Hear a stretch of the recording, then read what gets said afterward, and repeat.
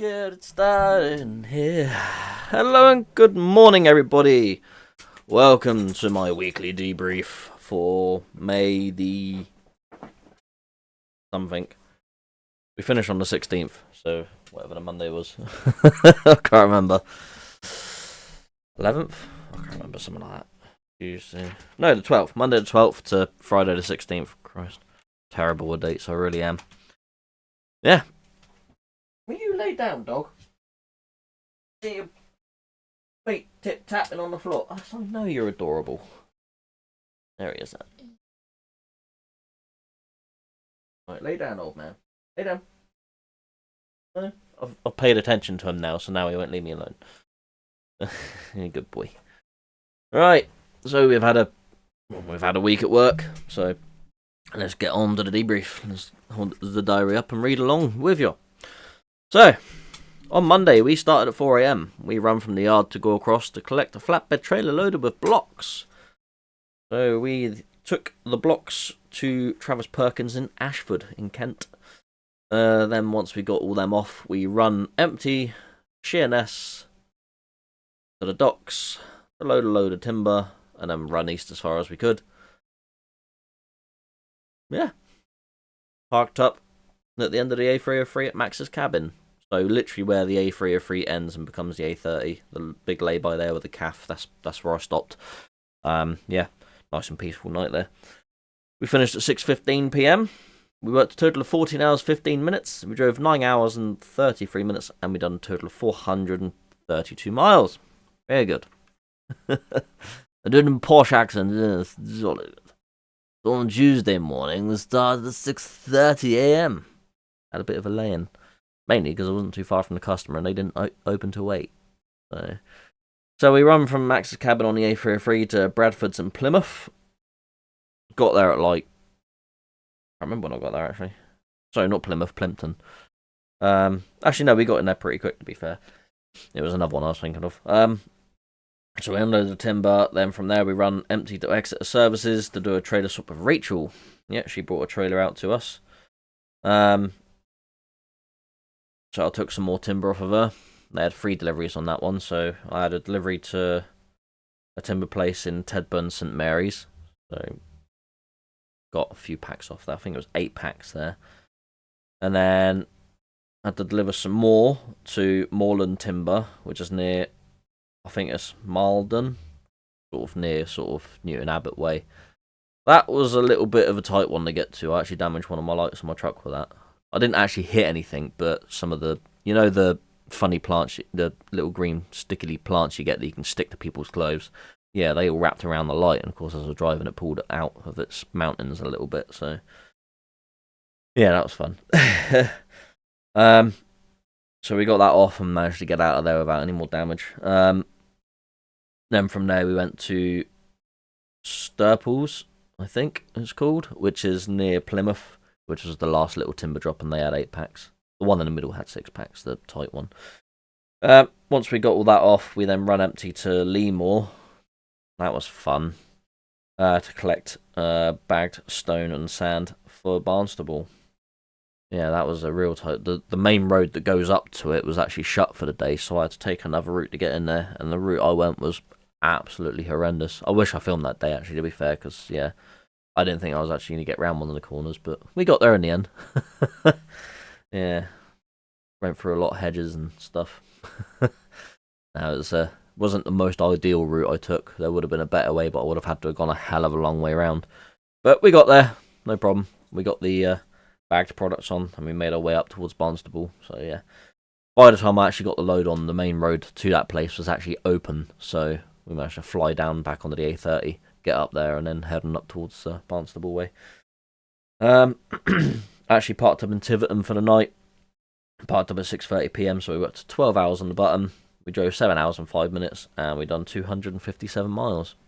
I could have got all the way to Barnstable that night, but I didn't really see the point because the customer didn't open till 8, and I would have just had a really late start. I didn't actually get into the customer till later on. So on Wednesday we started at 6:30. We run from Tiverton to Barnstable to Travis Perkins. So, yeah, like I said, I got there at 8:15, something like that. No, 8:15. And I think it was about 9:15 when they actually got me in. Once unloaded, we run from there to Bodmin to load pipes, a whole load of plastic pipe work. And they went to a little site just down in Bridport, down the bottom of the road. Yeah, that was quite a big site there, actually, to be fair. For any of you that live in Bridport, it's the big site near the foundry. There's a big old housing site, about 800 odd houses they're building there, or over 800 houses. So yeah, I took a load of pipe work there, obviously for sewages and stuff. When unloaded, I dropped the flat trailer in Gore Cross, and then I met Ollie pretty much down the road from my house. So we done a trailer swap, and then I run east as far as I could for the night. I actually come home for a shower, and then jumped back in the truck, and then went up the road. And parked in Andover for the night. I ain't parked in Andover for a few weeks, so it was quite nice to park in Andover again. Parked up at 7:30 PM, we worked 13 hours on the button, drove 7 hours 32 minutes, and we did 295 miles. Thursday, 5:15 start. Run to the solar site, run from Andover to the solar site in Southminster in Essex, which I think is near North End, or that little part. Yeah, one of the solar signs was actually, because you follow the yellow signs to the solar site, and when I got to one road, I was sort of trying to take me straight on, but I was like, right, I'm supposed to follow the yellow solar signs, so I carried on and didn't find any more solar signs after that. Turned out the one I needed had actually been knocked over or fallen over, and I didn't see it, so I went a very long, convoluted way, and it took me probably an extra 40 minutes to get to the customer. But we got there in the end. That's the main thing. Yeah. When I came back out, I went the way I should have gone with the sat-nav, and I saw the sign that was down then. So that wasn't helpful. We got to the solar site. The guys unloading me were useless, faffing around. Instead of using the 8-foot bearers I had and stacking stuff long ways, they wanted to cut them all up and stack everything high in order for some strange reason, even though they got a telehandler that can reach. So it took 3 hours and 15 minutes to unload that load, which probably took about 40 minutes to load. Yeah, that was quite annoying. Then from there, we run to Tilbury to load timber for Cornwall. Again, I was there for about 2.5 hours. Wasn't horrendous, to be fair. I kind of expect that in Tilbury. Then from there, we run all the way back to the yard. We finished at 8:15 PM. We got back in the yard with like 2 minutes to spare on a 15. We drove for 8 hours and 38 minutes. I also had 2 minutes left on a 4.5 hour drive as well, which is not good. Only done 8.5 hours, so I could have driven for another hour and 20 minutes, but I would have needed a 45-minute break, which I couldn't do, obviously, because I was over a 15-hour shift at that point, or would have been. Yeah, so we cut that very fine, so parked up in the yard with 2 minutes left on a 15. 354 miles done that day. Doesn't help when you're sat around on sites, or you sat around at places for 5.5 hours in a day. Or nearly 6 hours, I'd say. Friday, we started at 5:45 AM. I was not in my truck on Friday. My truck's actually in for MOT prep, and actually goes in for its test on Monday. Hopefully it will all pass. Any of you that don't know, MOTs on trucks have to go for an MOT with the intention of passing. It's not like a car where you can go for an MOT, and if it fails, you just tick the things off the list, get them done, and then send it back again. With a truck, you actually have to pass an MOT. If you don't pass, it can actually put points on your operator's license. So obviously, a lot of people hear about where it's a traffic light system for how good your operator is. So you're either a green light, amber, or red. So if your truck goes to an MOT and fails, it can actually put points against you and actually knock you from green to amber. So you're more likely to get pulled over in the future for maintenance. So trucks have to go for an MOT with the intention of actually passing. If it doesn't pass, it can look bad on you. So yeah, it should pass. This is why trucks generally go in for MOT for about 3 or 4 days, so they can have MOT prep to make sure everything is all as it should be. Anyway, enough about that. So on Monday, Friday, 5:45 AM start. I was in M555, so my old truck. So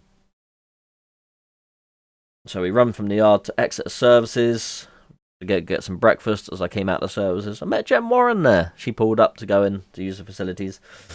And yeah, I had a bit of a chinwag with her for a bit. Lovely girl she is.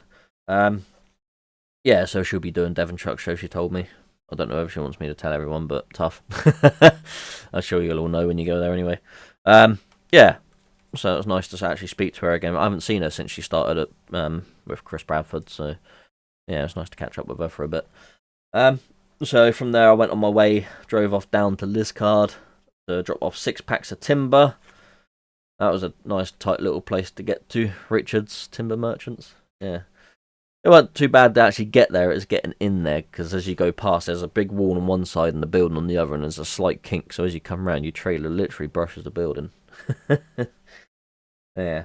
Once unloaded, run from there down the Red Roof, go unload 6 more packs of timber. These packs of timber were huge. 6 meters and no, sorry, 12 meters in length they were. It was like 1.5 meters shorter than the trailer. Absolutely massive they were. Once I got them empty, I run literally next door to R&R's yard to collect a whole load of 26 pallets for Middlesbrough. I had to then take them up to Victoria to do a drop and swap. I actually went past it. My boss told me to ring him as soon as I loaded, but I completely forgot about that. Went on autopilot and just buggered off up the road. I got about half hour past Victoria. My boss rang me and said, either I forgot to tell you or you forgot. I was like, no, I'm pretty sure I forgot. So I had to spin round, drive half hour back down the road to Victoria, drop that trailer I loaded up, pick up another trailer that's loaded with blocks, and take that back towards the yard. Drop that off in Gore Cross, run solo back to the yard, and finished for the day. Yeah, so one of the other drivers is doing a drop down Cornwall on Saturday, which is today, and I think he's then collecting a trailer. I dropped off to go all the way up to Middlesbrough for Monday or something. I don't know. But yeah, I left the trailer there for him to collect, and the trailer I brought up's ready for someone to take on Monday. So on Friday we worked.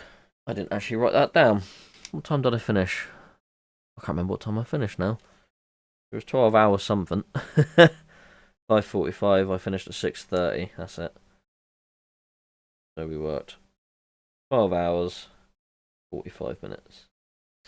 We drove a total of 7 hours and 52 minutes, and we drove 331 miles. Yeah, it was quite a busy week, to be fair. I think the only real easy day I had was Thursday, where I had to drop the steel work off and collect the timber, and that was it. I suppose the day when I collected the timber out of Sheerness wasn't too bad either, but yeah. So for the weekly totals, we worked a total of 66 hours and 45 minutes. We done a total of 1,669 miles. And we put in a total of 1,239.68 litres of fuel. But bear in mind, 427 litres of that was in M555, which does have the larger fuel tank, and it was already on half a tank when I started that morning, so or between 3/4 and half, so yeah, that would have been a lot less if I was still in my own truck. Right, that's that. That was my week. Lovely week. So, let's get on to the next bit, which is viewers' questions. So obviously if you want to get a shout on the channel and you want to ask me a question, that was your way of doing it. So if you want to ask me a question, leave it in the comments below and I will answer it on next week's debrief. Yes. I'll give your name a little shout and I'll read your question out and I'll answer it to the best of my abilities, if it's something I am able to answer. So, first one comes from Adriano Hunter, I think your name is. It says, when stuck in traffic, he actually asked this one last week, but I completely missed it. So I do apologise, so I'll answer it now. When stuck in traffic, does it affect your working hours? Yeah, it very much does. Sometimes it's preferable to be stopped in, like, stopped traffic or stop-start traffic, rather than traffic that moves very slowly.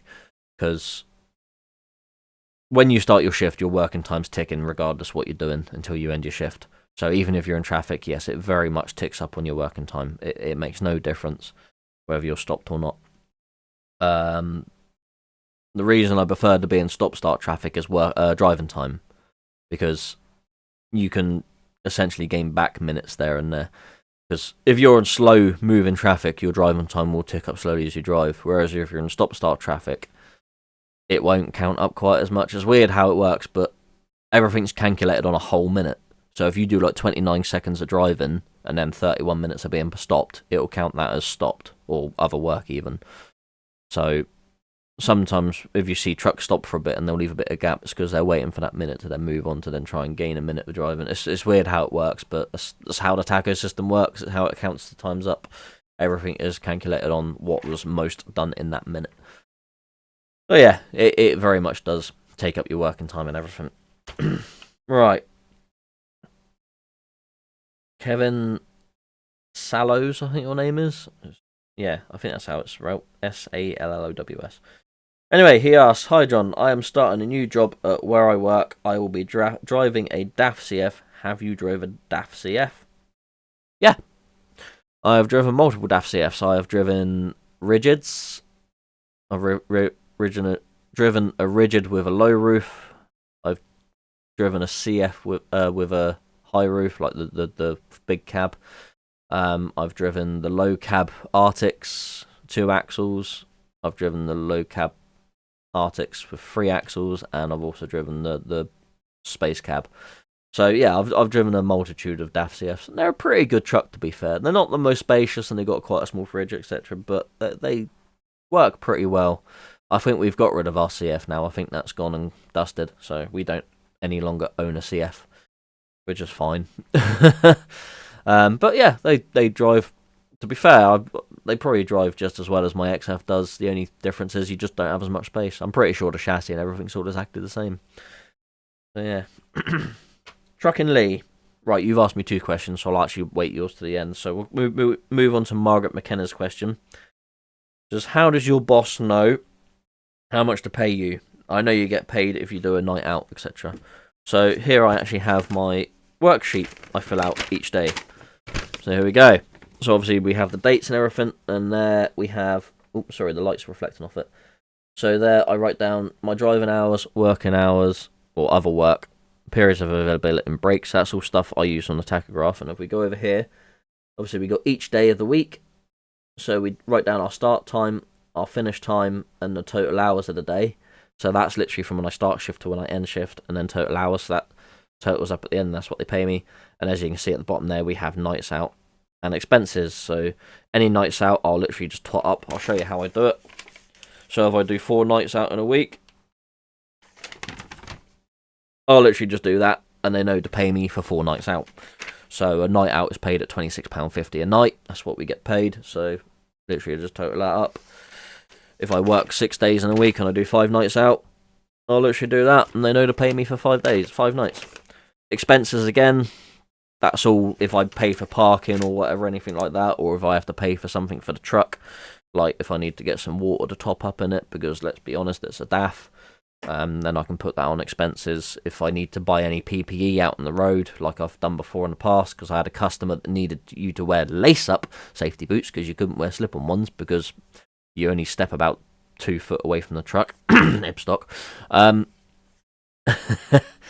They make you wear lace-up boots. So the first day I had to go there and do that, I had to actually go find a tool station, then buy myself some lace-up work boots, and then just put that down as expenses, and then work pay me money back. So that's pretty much how all our pay works. We do it all by paper like that. Some companies will actually do it through what's done on your tachograph. So you download your tachograph at the end of the week, and then they'll pay you through whatever hours you've done. So yeah, that's that. Quite easy. So we'll get on to both Truck and Lee's questions now. So Truck and Lee's first question was, just passed my C+E. Well done, congratulations. Get out on the road now. Any suggestions on job hunting for a new pass? Yeah, get yourself out there. Ask people, phone up, send, go apply for jobs. Pretty much anything. I literally got my job at Keynes because I rung my boss up at Keynes before he was my boss, and I said, "Hi, I'm new to the area. I'm meant to be starting another job, but I've been stitched up and I need work. Do you have anything going?" And he said, "Come see me and we'll see what we can do." And then I literally started that Sunday. I went and saw him on the Friday, and I think I started on the Sunday. So, yeah, that's literally how I got my job at Keynes. I rung him up. I was forward about it. I said, "Hi, got my licence. I need to drive to earn money." That was pretty much it. With my job at Lenham's, that was a lot easier because my dad worked there, so he vouched for me, and I pretty much just slipped straight on in there. That was no problem. But, yeah, go around, ring up customers, or ring up people. If you know anyone working anywhere, ask them, because they can give you a good word, I suppose. Yeah, just get busy and apply for everything you can. Just go nuts. Don't sit there and expect people to get back to you. Just apply for everything. If you're after something in particular, you might want to wait until you've had a bit of experience. Some places won't employ you because they say you don't have enough experience, which is utter bullcrap. That's literally due to insurance. A lot of insurance companies won't drive people unless they have held a license for 2 years. Not driven for 2 years, held for 2 years. It's the same as when we've gone to rent a 7.5 tonner to move my sister. Even though I've been driving 18 tonners and I have a Class 2 license, because I'd only had the license for a few months, I couldn't rent a 7.5 tonner. Even though I've been driving 18 tonners for weeks and months. But my mum, who's never driven a 7.5 tonner, even though she's got it on grandfather's rights to drive a 7.5 tonner, she could go rent it just like that. It's daft, isn't it?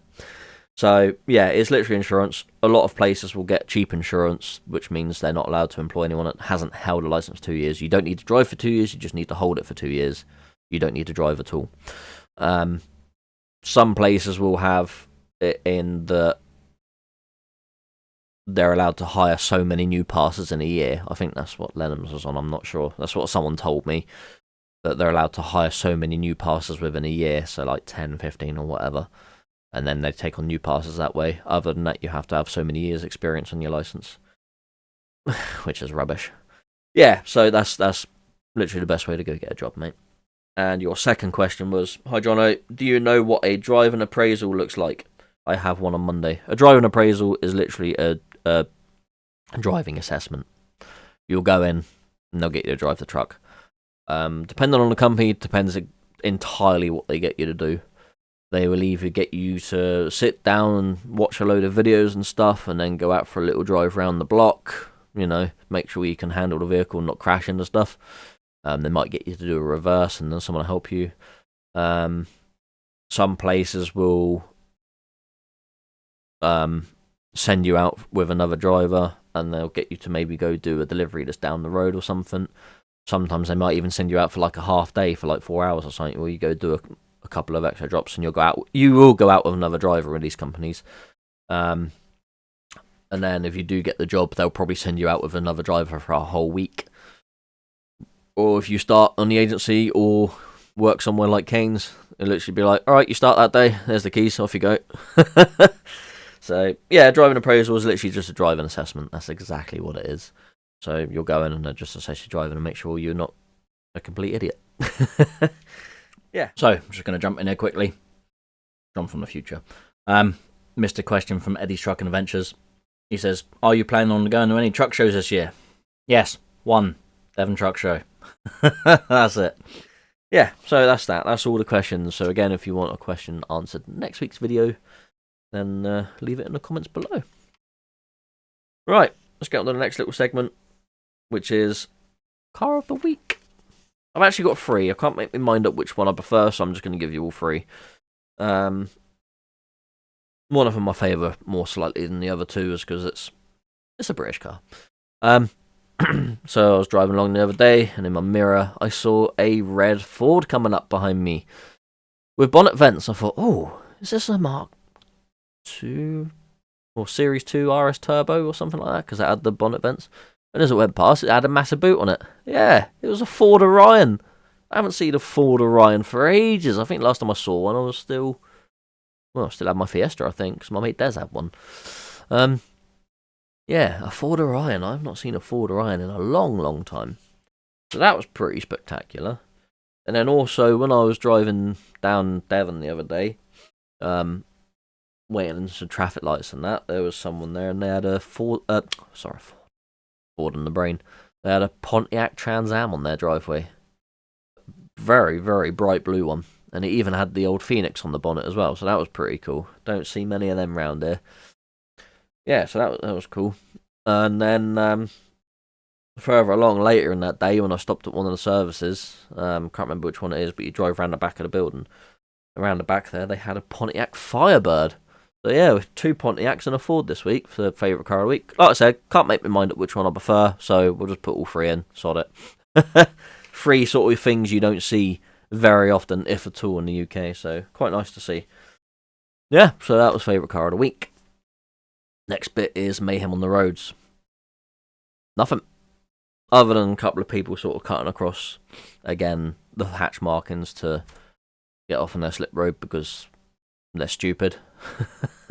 Nothing really. Nothing exciting. Nothing's happened. Yeah, I've had quite a pleasant week on the roads, to be fair.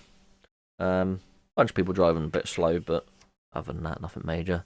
I did have a horse box that kept speeding up and slowing down, which was quite annoying. So every time I pulled out to overtake me, suddenly found a bit of speed again. But I wouldn't really say that's anything major, to be fair. Yeah, so yeah, not a lot on the old Mayhem on the roads. So yeah, that was quite nice and easy. So we'll get on to our last segment, which again, of course, is my or the best comment of the week or favourite comment of the week. I really need to sort of like pin down what these sections are, because it makes it a bit easier. This is going to be a long one as well. 25 minutes in already, Christ. I do yabber on, don't I? Right, so my favourite comment of the week comes from Robert Monroe. So Robert says, first time I was on Lewis was 1974, Leyland Buffalo, like you was only a couple of months old, with a 40-foot trailer. Was big vehicle in 1974 on the island. Didn't really need to worry a lot about driving times, getting on and off the ferry. Don't think we were strapped down, as in the truck was strapped to the ferry. Load was sitting on a cradle, plenty of empty space on trailer. Locals used it with various pieces of equipment, such as wooden posts. Was there for a couple of days working for BBC. Interesting. Also interesting watching your videos. So thank you very much, Robert. It's nice to hear some of the stories of old, of what it used to be like. It was quite similar to a comment I had last week on the same video. Yeah.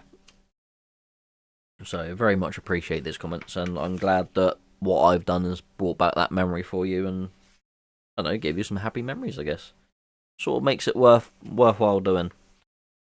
But yeah, there we go. That's our debrief done for this week. So Monday's video is. Hold on, let's double check. I can't remember what we're doing. If we have a look. So Monday's video. I can't remember what I was doing. We had a bit of a fight with holiday traffic and that to try and get home. I think we made it in the end. So 6 PM tomorrow you'll have my main video, and obviously 10 AM every Sunday you'll get one of these debriefs. Except next week. So next week I am actually at Devon Truck Show, so I will not have time to do this before the show. So the debrief next week I'll probably release on Monday. Being the bank holiday, it should be alright, so I'll release it at 10 AM on the Monday, and then the normal vlog will come out at 6 PM on Monday. So next week, the debrief will not be on Sunday. It'll be on Monday, so there's that. So if you want to come see me at Devon Truck Show, feel free. As long as the weather's not horrendous, I will be there. I will be there with the other guys from Canes, and some of the ladies as well. So that'll be fun. Elaine will be with me, and we'll have a good show, hopefully. So we're all going to part together at Canes. I don't think any of the other truck vloggers are going that I'm in a group chat with. So Sam, K, Dazza, and Luke, and Scott, and Jay, and everyone. I don't think any of them are going this year. They all have prior engagements. So it will just be me there. And I think Jem Warren, like I said earlier, Jem Warren's going to be there. I don't know if any of the other vloggers will be there. I don't know. Or TikTokers or whatever. I don't really talk to any of the TikTokers, to be fair. But yeah, come say hi.